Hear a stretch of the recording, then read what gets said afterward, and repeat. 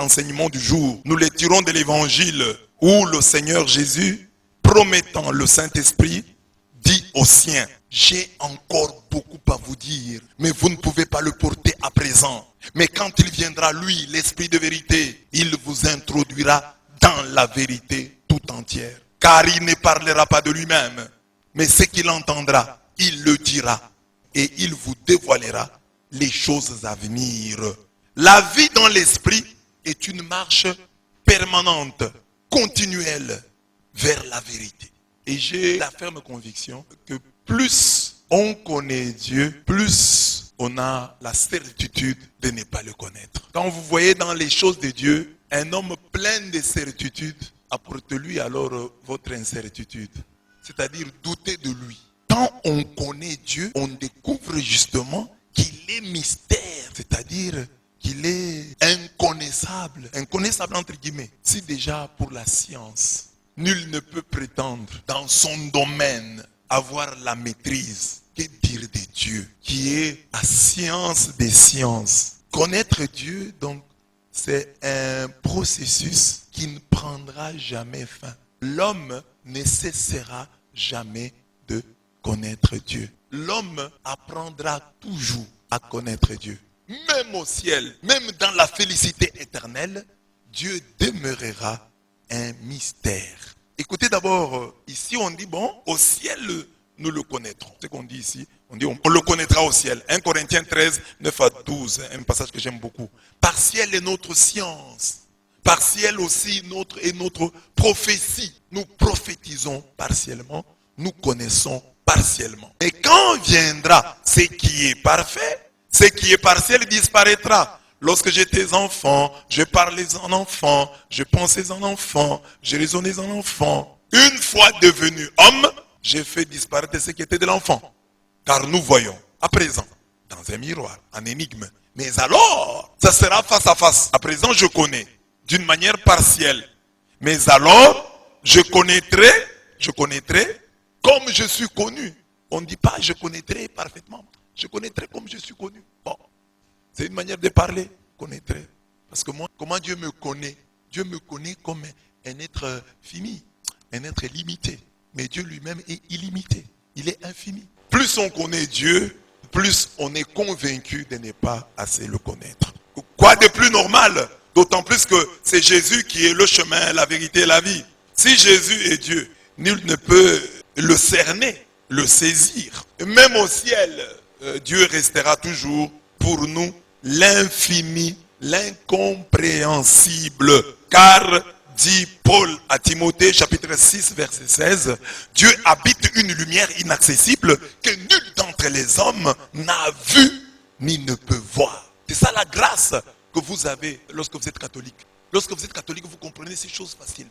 Je disais sur ma page, j'ai dit, quand vous êtes catholique, vous vous tournez, vous croyez de plus en plus en Dieu, en ses saints et en ses anges. Mais quand vous n'êtes pas catholique, vous vous croyez saint, ange et même Dieu. Regardez souvent quand vous parlez avec les autres. Nous avons fait la théologie. Parfois ici, quand nous prêchons, nous enlevons les conditionnels. Les études théologiques sont pleines de conditionnels. Cette épître aurait été écrite.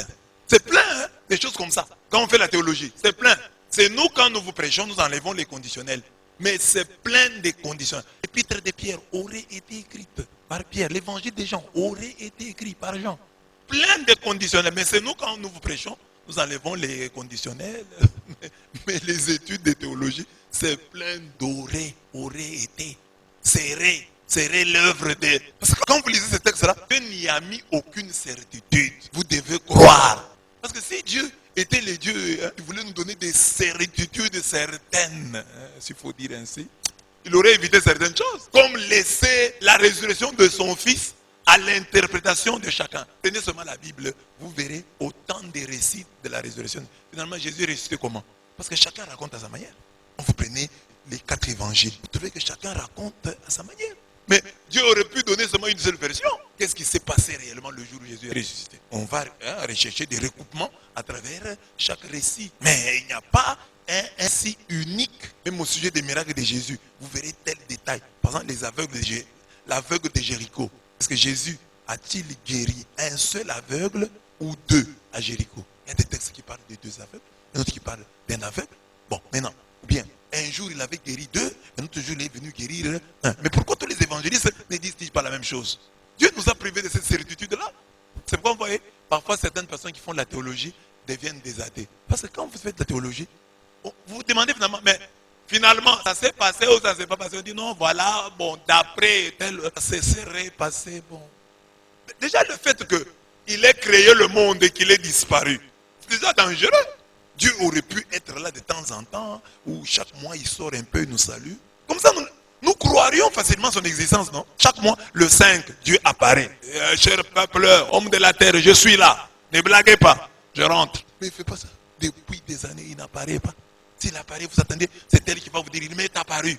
Mais tu as pris la photo? Non. Dieu aurait pu apparaître aux gens, dit, voilà, prenez-moi la photo, prenez-moi mon poste, je suis là. Ah bon, il est esprit, mais pourquoi? Il peut prendre encore cher et apparaître à tel, apparaître même à 1 million de personnes. Si nous avons 1 million de témoins sur la terre, qui au même moment donnent la même description, ça convainc un peu plus de gens. Et s'il apparaissait à ses ennemis, aux athées, Dieu aurait pu faire ça. Celui-ci ne croit pas, je lui apparais. Dis, monsieur, tu doutes de mon existence, je suis là. Va dire aux gens, oui, je l'ai vu, il m'a dit, il est là. Mais Dieu n'apparaît pas. Pourtant, il en a les possibilités. Si Dieu nous a privés de cette certitude-là, ne la cherchons pas, nous croyons. Nous croyons. Dieu ne nous a pas donné des garanties. Nous croyons. Faisons-lui confiance. C'est ça la foi. Nous faisons confiance à Dieu. Ben, sans garantie. Oui, comme Abraham. Va vers le pays que je te montrerai. Lequel? Que je te montrerai. Quel pays? Que je te montrerai. Il est où? Que je te montrerai? Mais tu me montreras quand? Bon, maintenant là, j'attends que tu me montres. Je sors déjà. Tu me montres à quand? Quand je m'engage sur le chemin ou quand je suis encore à la maison? Vers le pays que je te montrerai. Va! Alors, quand Dieu te dit ça, va vers le pays que tu montrerai. Vous sortez de votre maison, vous allez à gauche ou à droite. Parce qu'il dit, va vers le pays que je te montrerai. Donc tu sors de la maison sans aucune certitude. Va vers le pays que je te montrerai. Bon, tu commences à marcher. Que je te montrerai. C'est bon. C'est peut-être ce chemin. C'est peut-être. Alors, pour qu'on pense, je fais catholique. Si tu n'es pas catholique, tu vas dire, ah non, c'est ça, on l'a dit. Tu ne connais même pas comment on écrit les textes. Là. Tu ne sais même pas où on les a trouvés. Dans quels états ils étaient. Vous savez que les textes de la Bible, il y a des textes qu'on a trouvés, des textes corrompus comme ça. Ça, les gens ne savent pas. Il y a des textes de la Bible qu'on a trouvés comme ça. On a ramassé un papyrus comme ça. Alors, les écrivains sacrés, comment ils ont fait? Donc, il y a des textes où ils ont commencé à imaginer. Et voilà, bon. Ça pouvait être quoi ici? Il y a des textes comme ça. Ils sont allés trouver un autre texte ailleurs. C'est comme une copie. Bon, ça peut être l'idée faite dans le même sens. Ils ont fait ça. Il y a des textes comme ça, déchirés. On les a trouvés. C'est si vous voyez certains textes, vous pouvez trouver un texte dans cette version, une autre traduction, dans une autre, différente.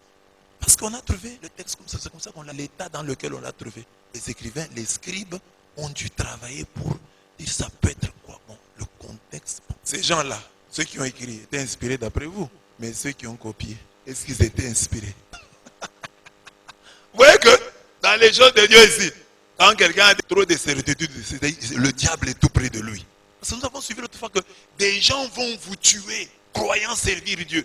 Parce que les gens, comme je suis convaincu, c'est que je suis dans la vérité. Non, Jésus a dit, des gens vont vous tuer, convaincus qu'ils servent Dieu.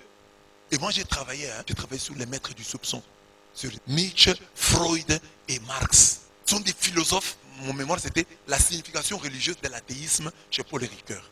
Alors cet auteur montre, et moi je le démontre aussi, que ces gens-là, Nietzsche, Freud et Marx sont très importants. Ils sont venus nous dire, attention, vous qui croyez en Dieu, ça c'est Freud. Freud dit, vous qui croyez en Dieu, faites attention, vous êtes peut-être des névrosés, vous êtes peut-être des fous, vous êtes des malades. Et dans la religion là, vous voyez, il y a des malades, beaucoup de malades, beaucoup de malades mentaux parmi nous. Je vous dis, ça c'est Freud. Donc Freud nous a révélé, dit, attention, parmi vous il y a beaucoup de malades. Par exemple, il y a des gens qui ont des rêves tout le temps. Ils ont des visions tout le temps. C'est vrai, l'église catholique a beaucoup d'expérience. Il y avait dans un couvent, au Moyen-Âge, on dit une religieuse, quand elle priait, elle avait le don de lévitation. Quand elle prie, elle est concentrée, elle monte. Elle reste en l'air, dans les airs. pendant 30 minutes, pendant 20 minutes. Et puis elle descend. Tout le monde disait que c'est une sainte. Mais avant de mourir, il a dit qu'elle avait conclu un pacte avec le diable. Dans les choses de Dieu, il faut être réservé. Réservé. Nous connaissons partiellement. Et le change, le mensonge est tout près. Et c'est dans cette foi critique que se trouve le juste milieu. Bon, nous, quel est l'essentiel? Dieu existe. Bon, mais il y a des détails que nous devons prendre avec des pincettes. Voilà. À la lumière de la première lecture de ce jour, voici les vérités dans lesquelles grandissent ce que l'Esprit conduit de plus en plus, de mieux en mieux, vers la vérité tout entière. J'ai 4 points. Donc, je parle des lieux de notre croissance par l'Esprit Saint. Parce que notre thème, c'est de plus en plus, de mieux en mieux. Quels sont les lieux où, par l'Esprit Saint, Dieu nous conduit dans la vérité tout entière? Premier point, les pierres d'attente. Vous voyez, quand on construit une maison, on laisse toujours des pierres là. Et après, quand on va construire des lieux d'emboîtement, des briques, on laisse ces pierres là, on construit, on laisse. Ah voilà, on viendra mettre une pierre ici. On appelle ça des pierres d'attente. Alors je suis en train de dire que dans chaque cœur, dans chaque culture, il y a des pierres d'attente. Celui qui grandit dans la foi doit pouvoir croire aux pierres d'attente mises par le Saint-Esprit, mises par Dieu dans les cœurs et les esprits. Quand tu parles à quelqu'un de Dieu, quand tu parles de Dieu à un peuple, sache que le Saint-Esprit t'avait déjà précédé dans ce cœur-là et dans ce peuple-là. Tu n'inventes pas la roue. Ne cherche pas à enfoncer des portes déjà ouvertes. Le Saint-Esprit t'a précédé. C'est ce que nous voyons dans la première lecture. Paul arrive à Athènes. Il va à l'aéropage. Il va prêcher donc aux philosophes. Le texte est beau. Et qu'est-ce qu'il leur dit? Athéniens, je peux observer que vous êtes en toutes choses des hommes particulièrement religieux. Voilà. Il dit, avant même que moi je n'arrive ici, vous êtes religieux. C'est-à-dire, vous êtes reliés à la divinité. Vous êtes tournés vers Dieu. Quel que soit le Dieu que vous priez, mais déjà, vous êtes religieux. C'est déjà quelque chose. Donc, il considère que le fait pour ces gens d'être religieux, c'est quelque chose. Parce qu'aujourd'hui, nous chrétiens, quand nous parlons, nous critiquons la religion. Nous oublions que, par exemple, en Afrique, l'évangélisation a réussi aussi. Les gens ont accepté le message de Jésus, entre autres, parce qu'ils ont trouvé. Notre peuple, nos ancêtres étaient religieux. Même s'ils cherchaient Dieu à tâtons, comme dit le texte. Mais ils étaient religieux. Nos ancêtres savaient que prendre la femme d'autrui, c'est un mal. Voler est un mal. Et ils craignaient de voler plus que nous d'ailleurs. Ils respectaient la femme d'autrui plus que nous. Si on prend les nombres de filles, entre guillemets, engrossées du temps de nos ancêtres et aujourd'hui, je crois qu'aujourd'hui nous avons battu les records. Nous nous engrossons les uns les autres plus qu'au temps des ancêtres, n'est-ce pas? Et puis nos ancêtres, vous vous rappelez, les filles, nos grands-mères, est-ce qu'elles avaient des habits?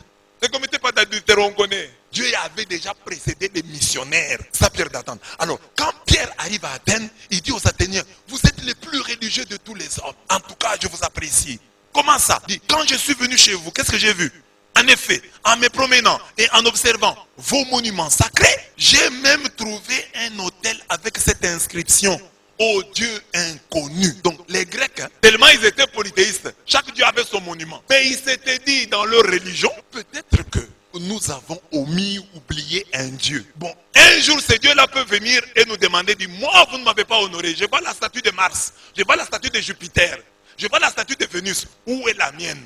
Alors ayons une statue, un monument dédié au Dieu inconnu. Au cas où un Dieu viendrait nous dire, je n'ai pas vu mon monument, nous allons l'amener devant ce monument au Dieu inconnu. Nous allons dire, papa, on ne te connaissait pas, mais on t'avait dédié ce monument. Et le Dieu là ne va leur faire aucun mal, parce qu'il aura au moins trouvé une statue dédiée au Dieu inconnu. Mais Paul utilise cette histoire-là comme pierre d'attente, comme lieu par où il entre pour prêcher l'évangile. Alors il leur dit, ô Dieu inconnu, or, ce que vous vénérez sans le connaître, voilà ce que moi, je viens vous annoncer. Il dit, un Dieu que vous ne connaissez pas là, moi je viens vous annoncer. Donc ce monument ici, au Dieu inconnu, vous l'avez dédié à mon Dieu. Comment ça? Paul utilise la religiosité. Il n'est pas méprisant envers les pierres d'attente qu'il trouve. Il dit non. C'est déjà une base sur laquelle je peux bâtir mon édifice doctrinal. doctrinal. Il est donc reconnaissant envers la religiosité trouvée dans ce peuple d'Athènes. Il dit, voilà, le Dieu inconnu, le Dieu que vous ne connaissez pas. Je viens vous l'enseigner, je viens vous l'amener. C'est moi, je viens vous le prêcher. Je viens vous le prêcher maintenant. Quand les Grecs dédiaient cette statue au Dieu inconnu, ils ne pensaient pas au Dieu de Jésus-Christ. Ils ne pensaient pas au Dieu invisible, au Dieu d'Israël. Ils pensaient à des idoles. Mais Paul profite. Non, même ici, on peut entrer par ici pour leur prêcher. C'est déjà quelque chose. Vous voyez les chrétiens comment ils doivent réfléchir. C'est déjà quelque chose. Ils prient, c'est déjà quelque chose. Même s'ils prient des idoles, c'est quelque chose. Ils ont dédié un monument à une idole qu'ils appellent Dieu inconnu. Moi, je vais entrer par là. C'est déjà quelque chose. Combien de chrétiens sont capables de dire, en voyant les autres chrétiens prier et dire, c'est déjà quelque chose. Nous, notre problème, c'est dire que tout celui qui ne prie pas avec nous, qui ne prie pas comme nous, ne connaît rien. Il n'y a rien de bon en lui. Mais Paul dit que chez les païens d'Athènes, il y avait quelque chose. Et il parle de ce quelque chose-là. Combien de chrétiens aujourd'hui nous sommes capables de dire, non, c'est déjà quelque chose. Non, nous c'est montrer que chez l'autre, il n'y a rien, il n'y a absolument rien. Il ne connaît rien, il n'a rien. Mais Paul dit non. C'est Dieu-là, je viens vous l'annoncer. Et il continue, il dit quoi? Il dit, le Dieu qui a fait le monde et tout ce qu'il contient, lui qui est Seigneur du ciel et de la terre, n'habite pas des sanctuaires faits des mains d'hommes. Les Grecs disent Amen. Les Grecs acceptent aussi, ça c'est vrai. Dieu ne peut pas habiter les sanctuaires faits des mains d'hommes. Il n'est pas non plus servi par des mains humaines. Amen. Comme s'il avait besoin de quoi que ce soit. Les Grecs savaient ça. Aristote savait. Aristote savait que Dieu était le premier moteur qui mettait tout en mouvement et qui n'était mu par personne. Alors ça on sait. Aristote nous l'a dit. Nous le connaissions. Nous le savions. Nos philosophes l'ont toujours dit. Lui qui donne à tous la vie, le souffle et tout le nécessaire. Ça aussi il savait. À partir d'un seul homme, il a fait tous les peuples pour qu'ils habitent sur toute la surface de la terre. Ça aussi, il savait. Fixant des moments de leur histoire et les limites de leur habitat. Ça, il savait. Dieu les a fait pour qu'ils le cherchent. Et si possible, l'atteignent et le trouvent. Lui qui, en fait, n'est pas loin de chacun de nous. Quelle profondeur. Dieu s'est arrangé, il a tout fait. Il nous a fait pour que nous le cherchions. Et si possible, nous l'atteignions et le trouvions. Lui qui, en fait, n'est pas loin de chacun de nous. Paul même prévoit que Dieu a fait des choses pour que les gens le trouvent. Même avant le christianisme. Si possible. Donc, il y a des gens qui ont trouvé Dieu avant. Qui ont rencontré Dieu avant. Donc, Paul arrive à Athènes, il prêche aux philosophes, aux stoïciens, aux épicuriens, aux philosophes qui étaient là, il leur parle de Dieu. Il commence d'abord par leur dire, voilà, je trouve que vous êtes des gens religieux. Il ne vient pas dire, vous ne connaissez rien. Il reconnaît dans le chef de ceux à qui il prêche la parole, la présence de l'Esprit. Il dit, non, il y a déjà quelque chose. Le Saint-Esprit m'a précédé. Je prêche bien sûr, mais le Saint-Esprit m'a précédé parce qu'il y avait déjà des pierres d'attente. C'est comme ici dans notre culture, quand quelqu'un vient prêcher, il nous trouve déjà avec beaucoup de choses. Par exemple, aujourd'hui, pour prier Dieu, nous utilisons les noms qui lui ont été donnés par nos ancêtres. Ce ne sont pas des noms bibliques. Donc, Paul prêche à Athènes à partir de la statue du monument dédié au Dieu inconnu. Pas seulement à partir du monument, mais à partir aussi des choses auxquelles les Grecs, sans connaître Jésus-Christ, croyaient. Il va continuer sa réflexion. Il dit quoi? Il dit, voilà, Dieu a fait tous les hommes pour qu'ils le cherchent et si possible l'atteignent et le trouvent lui qui en fait n'est pas loin de chacun de nous. Dieu est proche.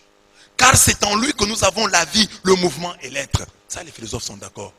Ainsi l'ont également dit certains de vos poètes. Nous sommes de sa descendance. Il cite même les poètes grecs. Il dit, sans citer leur nom, il dit, certains de vos poètes ont dit, nous sommes la descendance de Dieu. Parce qu'aujourd'hui, quand tu prêches, tu cites Racine, tu cites Voltaire. Il y a des gens qui disent, c'est pas la parole de Dieu. Mais Paul a prêché, il dit, certains de vos poètes ont dit ça, que nous sommes de sa descendance. C'est une affirmation des poètes grecs, mais qui est proche de la Bible, qui dit que nous avons été créés à l'image et à la ressemblance de Dieu. Mais des poètes grecs ont dit ça. Paul utilise les pensées des poètes grecs. Un jour, je suis à Kinshasa, j'ai débatté avec des pasteurs. Alors, on parlait de la divinité de Jésus-Christ. J'ai dit, mais quand vous ne comprenez pas la Trinité, vous avez des problèmes. Kofi a même posé la question. Zamba Sambe l'a raté. Le pasteur qui était là s'est scandalisé. Toi, un homme de Dieu, tu cites Kofi. J'ai dit, moi un homme de Dieu, donc je suis un bois. Donc Kofi chante, je suis au Congo si je ne connais pas Kofi. Je dois connaître Kofi. Je dois connaître J.B. Mpiana et Souverain Binadam. Je dois savoir que Wenge, il y aura un conseil de réconciliation. Comme il y a eu une rencontre de réconciliation au Katanga, il y a aussi un concert de réconciliation de Wenge, le 30 juin, au stade des martyrs. Si je suis au Congo, je dois savoir. Ah non, moi je suis un homme de Dieu, je ne m'intéresse. Non, moi je m'intéresse. Parce que les gens à qui je prêche s'intéressent à ces choses-là.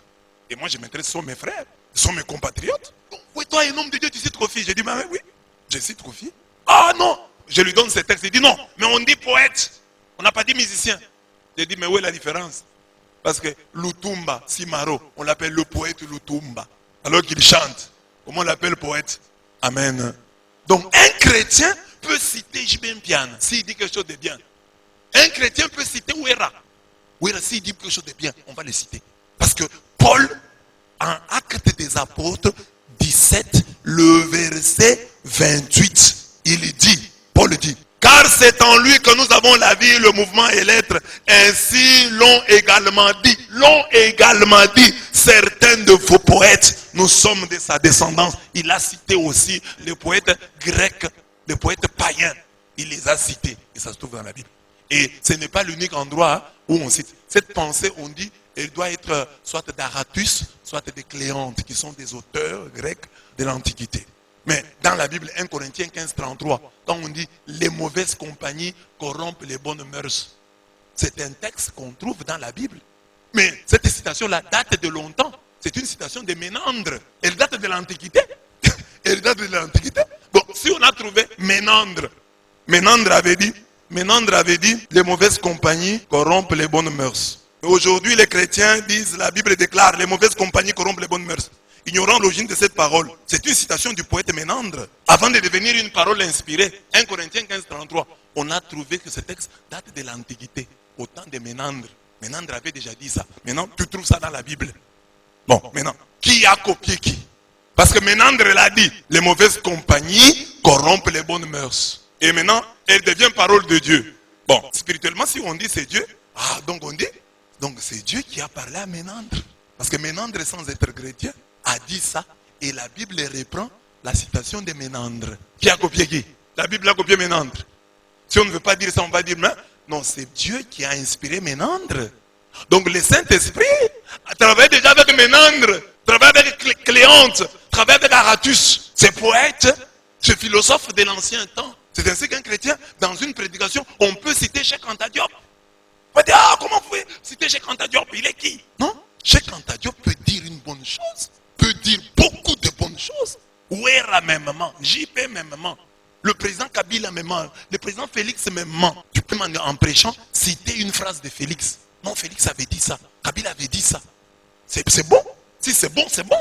Le Saint-Esprit agit, nous précède. Il y a dans chaque homme, dans chaque vie, dans chaque être, des pierres d'attente. Alors maintenant, de plus en plus, de mieux en mieux, un chrétien grandit lorsqu'il comprend ces choses. Lorsqu'il peut comprendre, non, ces gens peuvent nous dire de bonnes choses. Le Saint-Esprit nous conduit vers la vérité tout entière, mais tout commence par la reconnaissance de cette vérité élémentaire. Il n'y a pas d'évangélisation ex nihilo. Il n'y a pas d'évangélisation à partir de rien. Dieu précède toujours les missionnaires dans leur travail. Il les précède dans les cœurs et les cultures. C'est ainsi que nous devons être reconnaissants envers notre culture. Si notre culture était athée, nous aurions du mal à accepter le christianisme. Les églises de réveil doivent être reconnaissantes envers les églises dites traditionnelles. L'église catholique, l'église protestante, l'église orthodoxe. Ces églises leur ont facilité la tâche. Ils ont trouvé des gens qui croyaient déjà en Jésus-Christ, qui connaissaient l'évangile, qui connaissaient Paul. Et eux ont bâti sur la base que l'église catholique, que l'église protestante avait construite dans les cœurs et les cultures. Parce que reconnaissez qu'il est plus facile de parler du Christ à un catholique qu'à un musulman. Reconnaissez qu'il est plus facile d'évangéliser un catholique qu'un bouddhiste. Quand vous êtes devant un bouddhiste, c'est un autre monde. C'est un autre monde. Il y a des choses qu'il ne va pas comprendre. Parce que lui, il a d'autres catégories, une autre manière de penser, de voir le monde, de voir les choses. de voir Dieu. Vous savez par exemple que le bouddhisme, moi j'ai été professeur de philosophie orientale, le bouddhisme c'est une religion sans Dieu. Dans le bouddhisme il n'y a pas de Dieu. Le bouddhisme nous pousse à une redéfinition de la religion. C'est à travers le bouddhisme et d'autres courants religieux qu'on définit la religion comme la relation à l'absolu. Parce que dans le bouddhisme, il n'y a pas la foi en l'existence d'un Dieu personnel. Donc, pour convaincre le bouddhiste que Dieu est personne, Dieu est une personne, c'est déjà un morceau très dur. Parce que lui n'a pas la conception d'un Dieu à qui on s'adresse. Tu vas lui dire de prier quoi? Vous voyez? Donc, si aujourd'hui, vous prêchez et que les gens écoutent, c'est parce que notre écriture était déjà religieuse. Ça, c'est le premier lieu. Le deuxième, c'est Dieu est plus grand que la Bible. Dans sa prédication aux philosophes, Paul affirme qu'en Dieu, nous avons la vie, le mouvement et l'être. C'est qu'on dit aussi quelques-uns de vos poètes. Il cite des poètes. De lui, nous sommes la race. Les poètes là disent que de Dieu, nous sommes la race. Nous sommes de la race de Dieu. Des poètes grecs l'ont dit. Les poètes dont Paul parle ici, c'est Aratus, poète originaire de Cilicie, qui a vécu au 3e siècle avant Jésus-Christ. Et Cléante, un stoïcien du 3e siècle, en disant que nous sommes de la race de Dieu. Ces poètes disaient la même chose que la Bible, qui affirme que nous avons été créés à l'image et à la ressemblance de Dieu. Genèse 1, 26.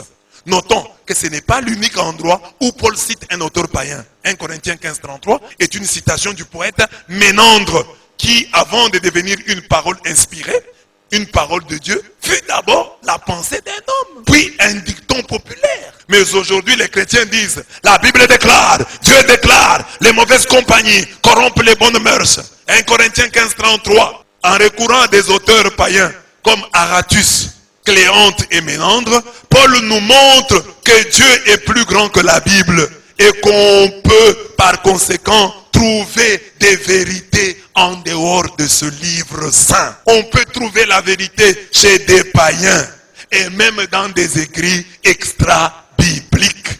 En effet, pour fonder sa propre vérité, la Bible elle-même recourt à des livres non reconnus comme étant inspirés. La Bible devait parler de la Bible. Mais quand la Bible, pour parler de son sujet, parce que la Bible, c'est elle qui est la spécialiste en matière de Dieu. Mais quand la Bible parle de Dieu, elle recourt à des écrits extra-bibliques, ça doit nous interpeller au plus haut point. En effet, en Nombre, prenons un exemple, en Nombre 21, 14 à 15, on parle du livre des guerres de Yahweh. Le livre des guerres de Yahweh. Toi qui lis la Bible, est-ce que tu peux nous montrer dans la Bible le livre des guerres de Yahweh, les livres des guerres de l'Éternel? Mais ce livre est cité dans Nombre 21, 14 à 15. Où est-il? Ah, il a disparu. Pourquoi Dieu a-t-il permis qu'il disparaisse? Donc ce livre contenait la vérité. Mais il a disparu pourquoi? C'est quoi je vous dis? Regardez lui-même Dieu vis-à-vis de ce que nous appelons la vérité. Comment il se comporte? Dieu accepte qu'un livre contenant sa vérité puisse se perdre. C'est ça que nous étudions au séminaire. Des choses comme ça. Et c'est ça qui rend les gens réservés. Parce qu'il regarde, Dieu lui-même a accepté qu'un livre comportant des paroles inspirées soit perdu. Étonnant, non? En Josué 10, 15, c'est un beau texte.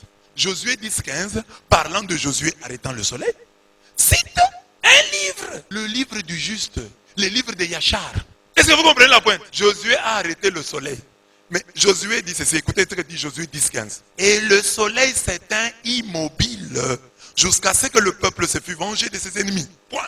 Question. Cela n'est-il pas écrit dans le livre du juste? Cette manière de citer montre que le livre de Josué, parlant de Josué arrêtant le soleil, après le livre du juste.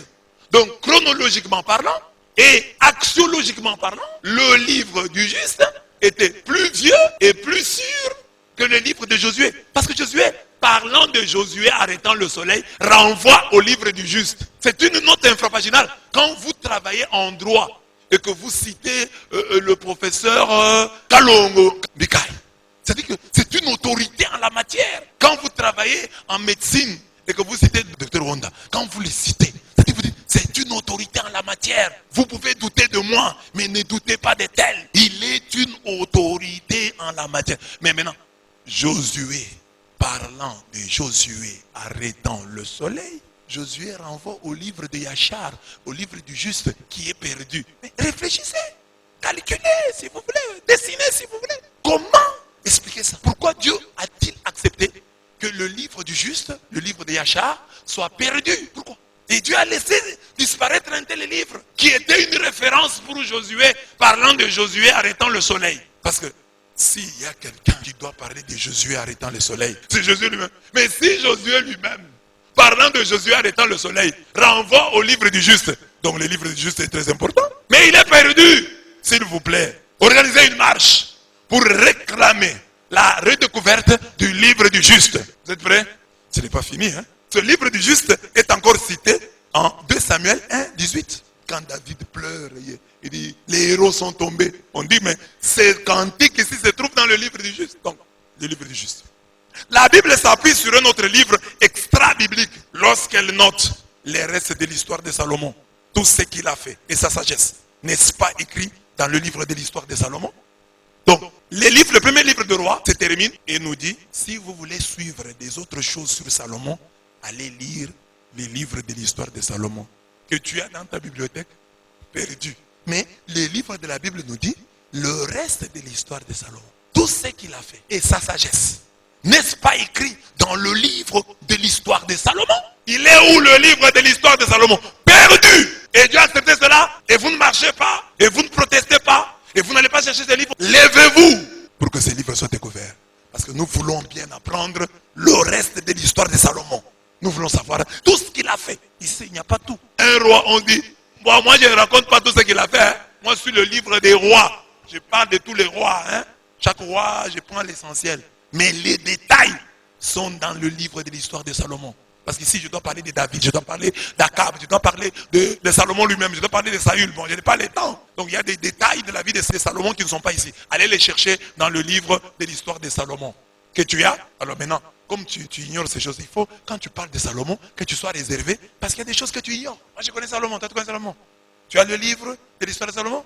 Réserve. Ce livre de l'histoire ou des actes de Salomon est également perdu. Ce n'est pas tout. La Bible cite encore d'autres livres. L'histoire de Gad le voyant. Tu as déjà lu ce livre? L'histoire de Gad le voyant. 1 Chronique 29-29. L'histoire d'Ozias. 2 Chroniques 26-22. Les actes du prophète Nathan.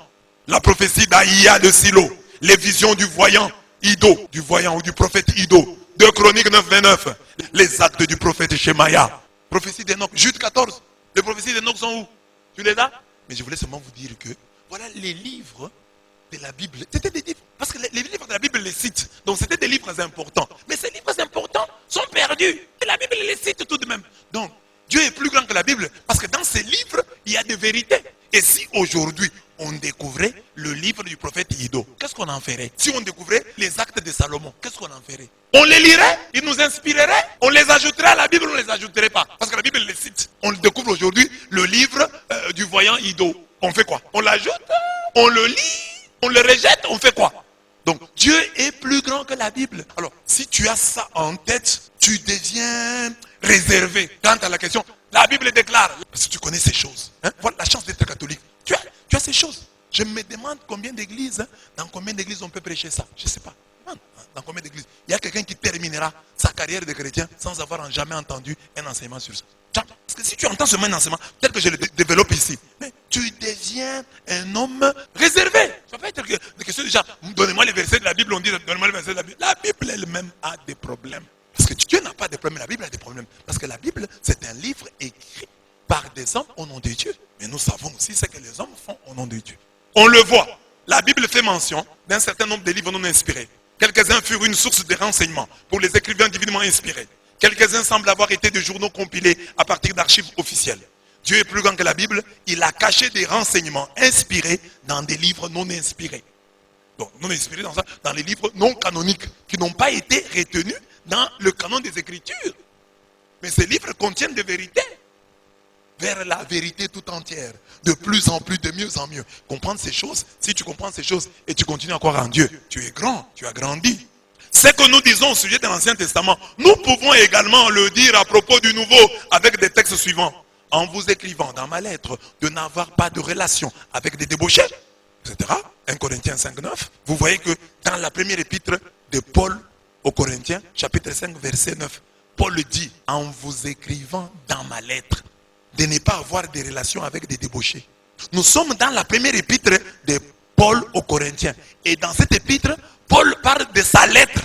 Ça signifie donc, en toute logique, qu'avant la première épître aux Corinthiens, il y avait une autre épître. Donc l'épître que nous appelons première épître de Paul aux Corinthiens peut être une deuxième. Parce qu'il dit dans ma lettre. Dans la première lettre, il dit dans ma lettre. Donc il y avait une lettre. Donc la première épître et la deuxième. On ne sait même pas si c'est la deuxième parce qu'on peut avoir une autre à laquelle il n'a pas fait référence. Parce que chaque fois que tu écris à tes frères, tu ne leur dis pas dans ma lettre.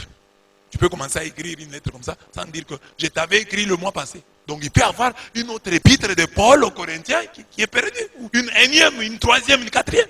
Dans cette première épître de Paul aux Corinthiens, chapitre 5, 9, Paul parle d'une précédente lettre. C'est laquelle? Certainement la vraie première lettre. Dans la même veine, où est passée l'épître de Paul aux Laodicéens, dont il parle en Colossiens 4, 16. Quand cette lettre aura été lue chez vous, faites qu'on la lise aussi dans l'église des Laodicéens et procurez-vous celle de Laodicée pour la lire à votre tour. L'épître de Paul aux Laodicéens, tu l'as déjà vu? Elle est où? On le voit. Le Saint-Esprit nous conduit vers la vérité tout entière lorsqu'il nous fait découvrir que Dieu est plus grand que la Bible. Toi, tu es catholique, tu écoutes cet enseignement, qu'il s'enracine en toi. Tu lis la Bible, mais sache que Dieu est plus grand que la Bible. Il y a des choses inspirées qui se trouvent en dehors de la Bible, notamment dans ces livres perdus. Il y a des choses inspirées qu'on peut trouver dans la bouche, sous la plume des poètes païens, comme Paul vient de les citer ici. Il dit, de ces gens-là, il dit, verset 28, il dit, c'est en lui que nous avons la vie, le mouvement et l'être. Ainsi l'ont également dit certains de vos poètes, nous sommes de sa descendance. Acte 17, 28. Dieu est plus grand que la Bible. Donc libérez-vous de cette histoire-là. Oh, la Bible déclare. Oh, c'est écrit où dans la Bible? Oui, la Bible est une référence. Nous en avons besoin.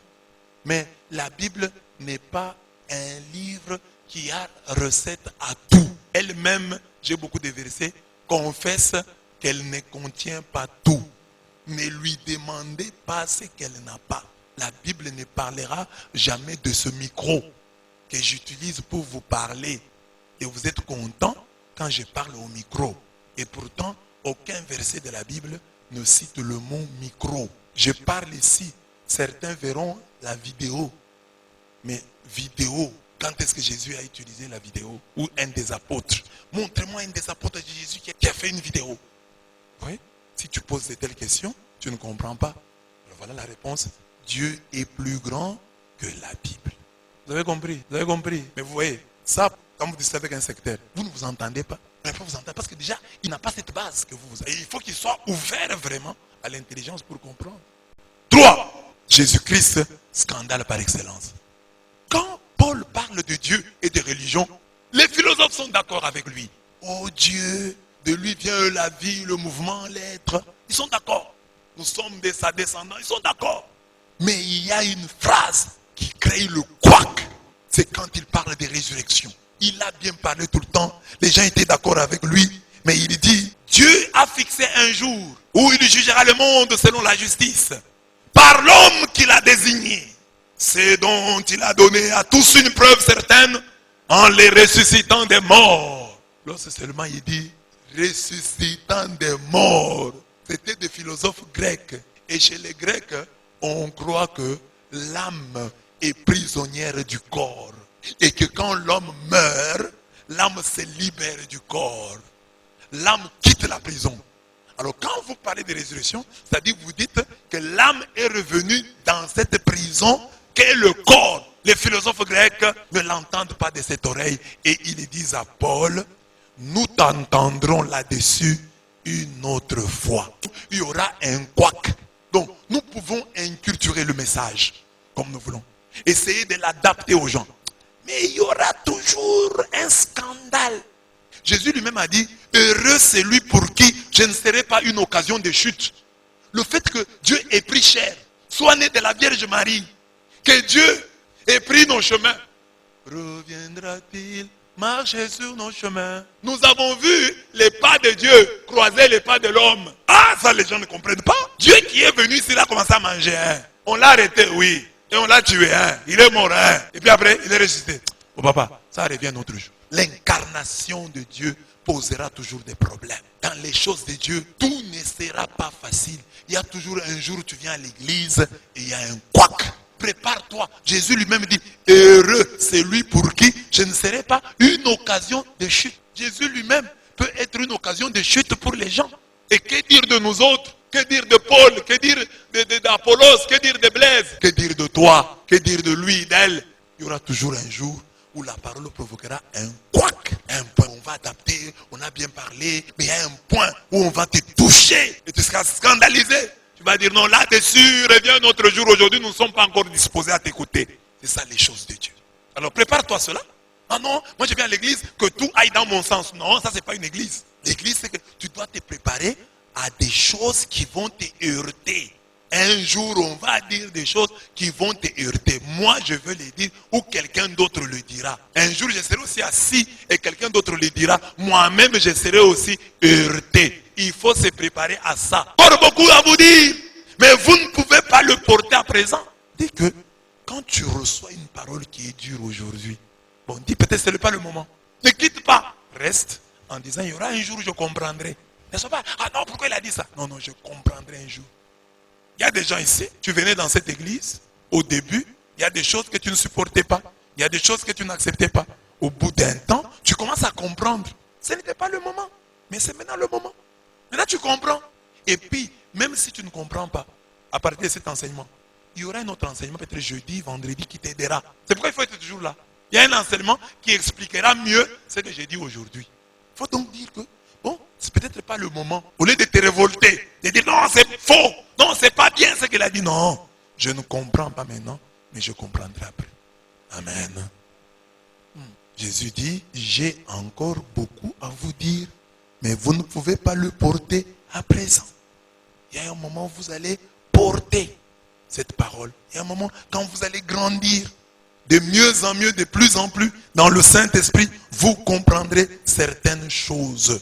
Vous comprendrez, ça viendra. Regardez le Christ lui-même. Et je suis allé vite en besogne en parlant de ce que moi j'ai dit. Mais le scandale dans la Bible, c'est Jésus lui-même. Ils ne sont pas scandalisés parce que Paul les a attaqués. Paul n'a pas touché à leur vie privée. Paul a déjà à ce moment dit, Jésus-Christ, Dieu a donné la preuve que c'est lui qui va juger le monde parce qu'il l'a ressuscité d'entre les morts. Non, non, non, non, non, non. Là-dessus, papa, nous t'écouterons un autre jour. Non, non, non, non, non, non, non, non, non. Lorsqu'ils entendirent parler de résurrection des morts, les uns se moquèrent et les autres dirent, nous t'entendrons là-dessus une autre fois. Ainsi, Paul se retira du milieu d'eux. Donc Jésus lui-même est un scandale. Regardez dans l'histoire de l'humanité, comment les hérésies, les Ariens, ah, Jésus, bon, c'est un homme, il n'est pas Dieu. Les Nestoriens disent non, en lui il y a deux personnes. Les mondialistes viennent dire non, non, c'est le Père là qui prend trois formes. On n'a jamais compris. Pourquoi? Toutes ces hérésies, c'était une manière d'évacuer le mystère de Jésus-Christ. Ah, Jésus ici vraiment, il est Dieu. Ah, non, c'est un homme. Disons même non, il est Dieu. Mais en lui, il y a deux personnes. La personne qui meurt là, c'est la personne humaine. Mais la personne divine ne meurt pas. Les Nestoriens vont fuir le mystère en disant qu'en Jésus-Christ, il y a deux personnes. Mais les modalistes vont dire, bon, comment expliquer? Bon, Jésus, le Père, le Fils et le Saint-Esprit. Mais ils sont maintenant trois. Bon, c'est pas beau, hein? Bon, disons ceci. Que c'est le même là qui vient comme Père, qui rentre comme Fils et qui reviendra comme Saint-Esprit. Fuite du mystère. Donc, avant que Jésus ne prononce des paroles scandaleuses, il est lui-même le scandale. C'est ça. Jésus lui-même est le scandale. Et les gens ne connaissent pas Jésus. Hein. Je fais un peu d'exercice avec les gens pour les habituer un peu à Jésus-Christ. Ceux qui sont sur ma page Facebook, ils voient comment je réponds aux gens. C'est comme ça que Jésus était. Il répondait seulement comme ça. J'ai mis les photos des enfants là qui ont reçu Marie. Quelqu'un m'a demandé, après de recevoir Jésus, vous commencez à recevoir Marie. C'est depuis quand? Depuis que tu ne sais plus te taire. Parce que moi je publie mes histoires. Passe! Et puis quand je te vois, tu continues, je te bloque.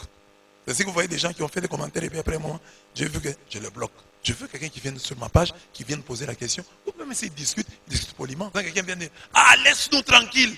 Je suis venu crier ça dans votre parcelle. Laisse-nous tranquille. Moi, j'écris sur mon mur. Toi, tu viens me dire, laisse-nous tranquille. Que je te réponde bien. Je te dis, est-ce que je suis venu crier ça dans votre parcelle? Ah, comment vous faites répondre comme ça? C'est comme ça qu'on répond aux imbéciles. Et c'est plein de choses comme ça. Alors moi, je vous conseille à vous, je l'ai déjà dit ici, hein, vous, commentez vos pages. N'allez pas sur les pages d'autrui. Quelqu'un qui a écrit ces histoires, laissez-le comme Dieu se laisse. Quelqu'un qui a écrit, la Vierge Marie n'est pas la mère de Dieu. Laissez-le, attendez-le qu'il vienne sur votre page. Si vous voulez lui répondre, répondez votre page. Dieu lui-même fait ça. Les gens qui racontent leur histoire, laissez-les raconter leur histoire. Mais quand quelqu'un vient sur votre page, alors là, vous pouvez l'attaquer. Mais quelqu'un qui a écrit ces histoires-là, laissez-le. Ça fait quoi? Dieu lui-même a accepté ici que les livres se perdent. Il y a quoi? Il n'y a rien. Amen. Alors dans la Bible, Jésus lui-même était un scandale. Il ne craignait pas. Non, je dois bien répondre aux gens. Non. Seigneur, mon frère, nous nous disputons les histoires. Et partage-nous. Qui m'a établi juge entre toi et ton frère? Jésus, je te pose la question, bien tu me réponds comme ça. C'est comme ça que je suis. Jésus, pourquoi au ciel il n'y a que très peu de personnes qui entrent? Faites un effort pour entrer par la porte étroite.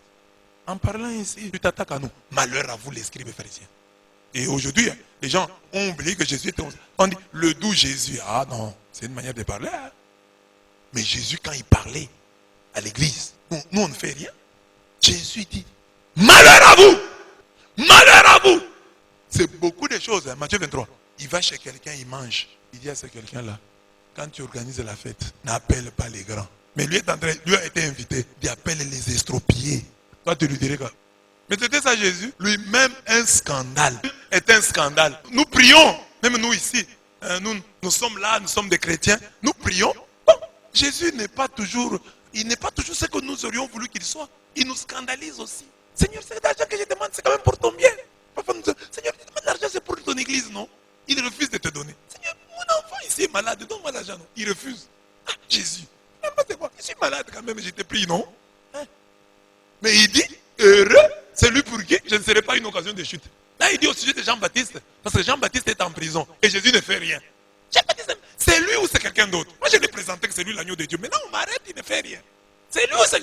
Jésus dit, heureux, c'est lui pour qui je ne serai pas une occasion de chute. C'est-à-dire, moi, je suis comme ça, je réponds comme je veux, je réponds, vous attendez ceci, je suis mystère. Alors, maintenant, croire en Jésus-Christ, c'est croire en lui dans ses différents mystères. Et le rosaire nous aide. Il a des mystères joyeux, il y a des mystères lumineux, il a des mystères douloureux, il y a aussi des mystères glorieux. Il faut l'accepter. Quand il vient chez toi, mystère lumineux. Lumineux, il t'apporte seulement la lumière, il t'éclaire. Joyeux, il t'apporte la joie. Mais il y a aussi glorieux, il y a aussi douloureux. Mais vous savez que mystère douloureux, nous faisons ça à genoux. Dans les autres mystères, là, nous dormons. Le quatrième lieu de notre croissance dans le Saint-Esprit, de mieux en mieux, de plus en plus, c'est le réalisme évangélique du petit troupeau. Si Jésus a dit un jour à ses apôtres, dans la maison de mon Père, il y a de nombreuses demeures, Jean 14, 2, aux foules, il dit toujours, entrez par la porte étroite, large en effet, et spacieux, et le chemin qui mène à la perdition. Et il en est beaucoup qui s'y engagent. Mais étroite est la porte et resserré le chemin qui mène à la vie. Et il en est peu qui le trouvent. Matthieu 7, 13 à 14. Beaucoup sont appelés, dira-t-il à un autre endroit, mais peu sont élus. Matthieu 22, 14. Prêchant aux philosophes grecs, Paul récolte un cuisant échec. Vous avez entendu? Les gens lui ont dit, reviens un autre jour. Et lui, il se retira au milieu d'eux. Il se retira du milieu d'eux. Il a échoué. Paul récolte un cuisant échec. Mais la déconfiture n'est pas totale, car le texte note que quelques hommes cependant s'attachèrent à lui et embrassèrent la foi. On cite parmi ces quelques hommes, Denis l'Aréopagite fut du nombre. Il eut aussi une femme nommée Damaris et d'autres avec eux. Donc quand vous prêchez la parole de Dieu, les gens peuvent refuser. Mais un petit troupeau croira. Contentons-nous de ce petit troupeau. Lorsque le Saint-Esprit nous conduit vers la vérité tout entière, il nous fait comprendre qu'en Christ, nous avons l'obligation du travail et non celui des résultats. Nous travaillons pour Dieu. À lui les résultats, à lui la gloire. Prêchons que les gens acceptent en masse ou qu'ils n'acceptent pas. Ça c'est son problème. Nous au moins, nous aurons fait notre travail. Prions, jeûnons, évangélisons, témoignons comme si tout dépendait de nous. Mais acceptons les résultats comme si tout ne dépendait que de Dieu. Tout en faisant de notre mieux pour gagner les âmes, laissons-nous emballer par cette belle parole du Christ. Sois sans crainte, petit troupeau, car votre Père s'est complu à vous donner le royaume. Dieu donne le royaume à un petit troupeau. Luc 12, 32. Mais sachons que le plus important est de faire partie de ce petit troupeau, objet de complaisance divine. Pour savoir si on fait partie de ce petit reste, et en toute humilité, de se poser cette question, dans la pratique du bien, en quoi suis-je différent des gens de mon église? Et sur ce point, il y a un bon verset qui semble contradictoire, mais que je place ici.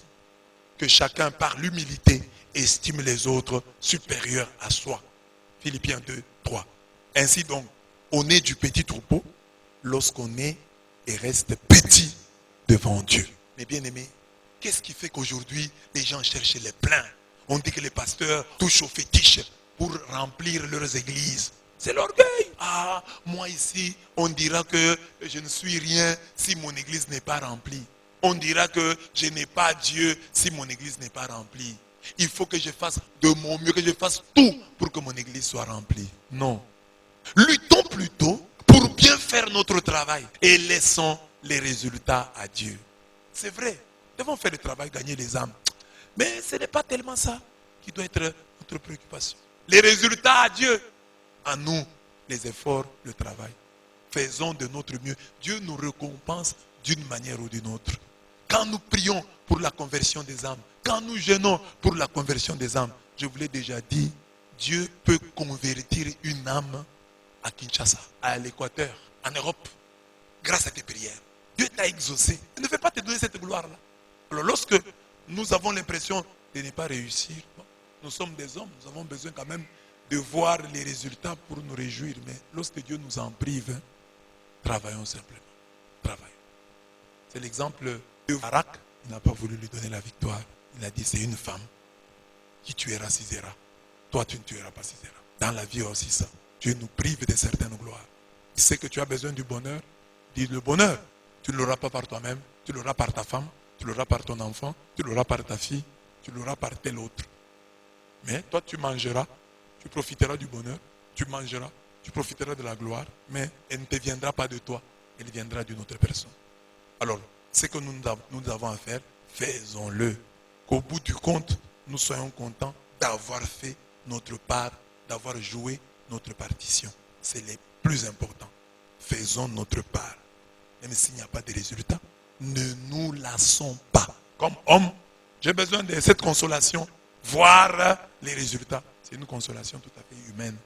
Mais comme homme spirituel, je dois être capable de transcender cette recherche de la consolation par les résultats pour me dire que c'est Dieu qui va me consoler. Et Dieu le fait de manière fort belle. Bon, c'est pour dire que les résultats sont à Dieu. Et ça, c'est un appel lancé à tout le monde. Nous tous ici, nous sommes toujours tentés de nous décourager. Il y a des gens qui ont fait du bien aux gens. Tu as aidé les gens dans la vie. Tu as fait étudier les gens. Mais ils ne sont pas reconnaissants. Tu ne vois pas les résultats. Mais sache que Dieu te bénira, même par une autre personne. Par une personne que tu n'as jamais aidée. Une personne pourra t'aider en disant, tu portes le nom de celui qui m'avait aidé. Ah bon? Seulement pour ça, oui. Ou tu ressembles à l'homme qui m'avait aidé. En tout cas, je dois te remercier. Merci beaucoup. Ah bon? Les gens que j'ai aidés ne me sont pas reconnaissants. Mais celui-ci dit que je ressemble à quelqu'un qui l'a aidé et il m'aide. Que Dieu soit loué. Amen. De plus en plus, de mieux en mieux. Connaissons Dieu de plus en plus, de mieux en mieux. Aimons-le de plus en plus, de mieux en mieux. Servons-le de plus en plus, de mieux en mieux. Donc, de plus en plus, regarde le volume, de mieux en mieux, se tourne à la valeur. Que notre travail pour Dieu augmente en volume, mais augmente aussi en valeur. Que Dieu vous bénisse.